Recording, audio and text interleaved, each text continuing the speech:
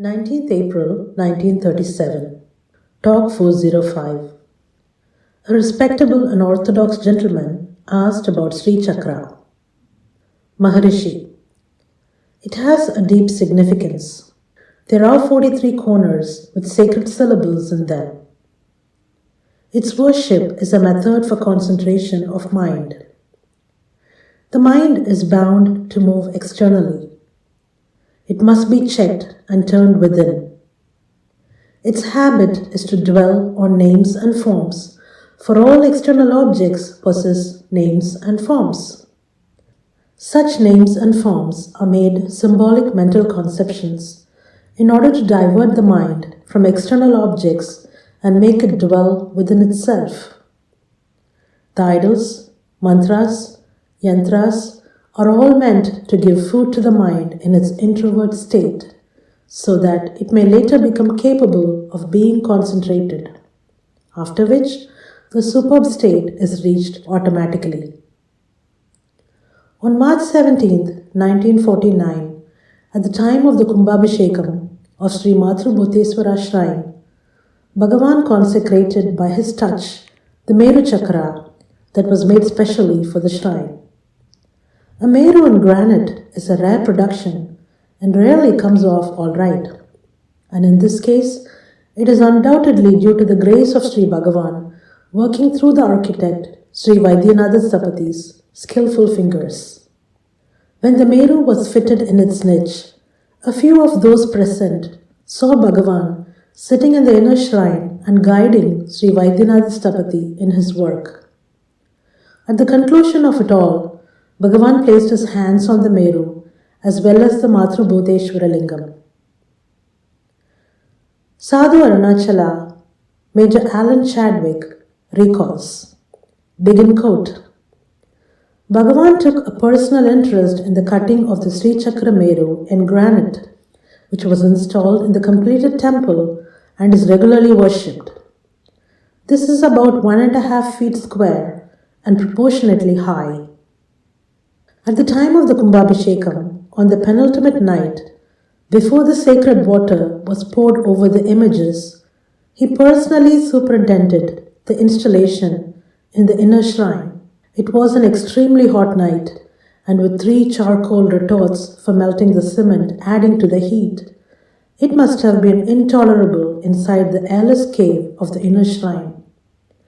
But for about an hour and a half, Bhagavan sat there, telling the workmen what to do. On the last night of the function, he went in procession, opening the doors of the new hall and the temple and passing straight up into the inner shrine, where he stood for some 5 minutes with both hands laid on the Sri Chakra in blessing. I happened that night to be at his side the whole time. This was unusual, as I deliberately avoided taking prominent part in such things, preferring to watch from the back. Strangely, something made me keep by him on this occasion, and on account of this I was able to understand his deep interest in the temple and especially in the Sri Chakra. It was because of this knowledge that I was instrumental after Bhagavan's passing in persuading the ashram authorities to institute the Sri Chakra pujas 6 times a month. The explanation for this unusual action on Bhagavan's part may be found in the necessity that Siva must be always accompanied by Shakti. The world would stop otherwise. On the only occasion when such a puja was performed, shortly after the dedication of the temple, during the life of Bhagavan, he refused to go for his evening meal, but insisted on remaining a witness of it until the end. When someone remarked how magnificent it had been, and it would be a good thing if such pujas could be performed regularly. Yes, replied Bhagavan, but who will take the trouble? The trouble is being taken now, and it undoubtedly has the blessings of Bhagavan. End quote. After the Mahanirvana of Sri Bhagavan, when the devotees were feeling that some tangible activity was needed to restore the spiritual atmosphere of the ashram, Sadhu Arunachala took it upon himself to organize the worship of the Meru, and the ashram management readily supported him. Thus, in 1953, the Sri Chakra Puja, the weekly Devi Puja conducted at the Mother's Shrine 6 times a month, commenced. 1 year after the regular Sri Chakra Puja was established, an elaborate day-long ceremony was performed to commemorate the event and to rededicate the inner sanctum of the Mother's Shrine. In the Sri Vidya tradition, Goddess Lalita Tripura Sundari is a supreme divine power, and the physical universe is her manifestation. This important ceremony is performed each year at the ashram, and the Sri Chakra and the Meru Chakra of the Mother's Temple are rededicated in yajna called Sri Vidya Havan. The hill Achala is hailed in the Puranas as the center spiritual of the earth, piercing the cosmic egg. It is also the very heart of Lord Shiva. It is here that Devi, who is all red, Sindur Aruna Vigraham, becomes one with him, Achala or stillness, thus together becoming Arunachala, and lovingly hailed by Bhagavan as Chemmalaye or Red Hill. Red is the color of dawn, the dispeller of darkness, and harbinger of light. Bhagavan revealed to Paul Brunton that Arunachala is within and not without. The self is Arunachala. The mystery of the hill is the mystery of the self. The self is Arunachala. The mystery of the hill is the mystery of the self. Sri Chakra is also a mystic symbol, and at the micro level, it represents one's own inner system, and in the inmost point, it represents the spiritual heart, for the Bindu is a union of Shiva and Sakti. It is truly the self, the mother. Either by surrender to the divine and waiting for the descent of grace in silence, or by self-inquiry, tearing and transcending the veils, one by divine grace arrives at the self, the point, the Bindu. The holy hymn handed down through generations describes the holy hill Arunachala as the very form of Sri Chakra.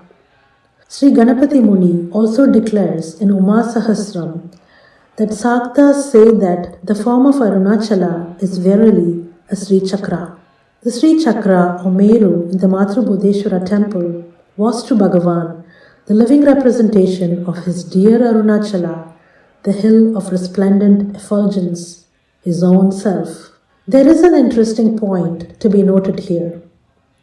In every Shiva temple, the final ritual before closing the temple for the day would be the taking of the idols of Shiva and Devi to the bedchamber in a ritualistic procession accompanied by hymns and chants of the Vedas. And the very first ritual the next morning would bring them back to their respective places in a similar manner. In most of the Shiva temples, the idol of Shiva that is taken to the chamber would be represented by his holy feet. In the temples of Chidambaram and Rameswaram, the idols of Shiva conveyed are sculpted in gold. But it is only in Tiruvannamalai that a Meru-like figure representing the hill is taken to the bedchamber. The object of all sadhana is only to realize the ever-existing identity between the worshipper or the individual self and the worshipped or supreme self. Advaita itself is based on the Vedic text, all this is Brahman. Everything, visible, invisible, is a manifestation of the Supreme Brahman. This is technically termed Brahmatmaika Siddhi. Realization that the Brahman or Supreme Self is the same as the Atma or the individual self.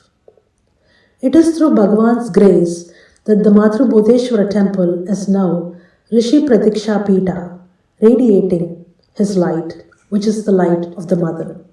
Its very name signifies that it is Ishvara who has become the mother, pointing to the identity between Ishvara and Mother, or between Siva and Sakti. The Sri Chakra, consecrated by Bhagavan's touch, represents the entire universe. The various powers operating both in the macrocosm and the microcosm, and the indivisible Siva Sakti at its core. Om Namo Bhagavate Sri Ramanaya.